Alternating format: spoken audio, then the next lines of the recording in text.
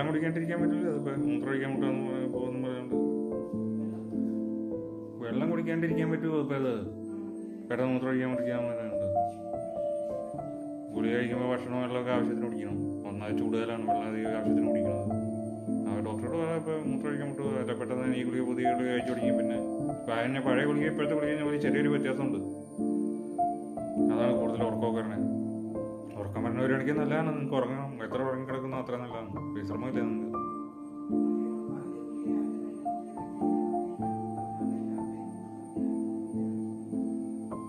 ഏത് മറ്റേ തലയിറക്കത്തിനുള്ള ഗുളിക കഴിച്ചിട്ടാ?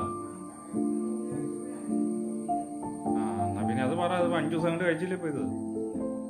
അതിപ്പോൾ ഗുളിക നിർത്തുമ്പോൾ ശരിയായിക്കോളത്. ആ ഞാൻ വിചാരിച്ചപ്പോൾ പുതിയ ഗുളിക കഴിച്ചാൽ പിന്നെ തലയിറക്കത്തിനുള്ള ഗുളികയാണെങ്കിൽ അതിപ്പോൾ ശരിയാവും. ഗുളിക തീർന്നല്ലോ.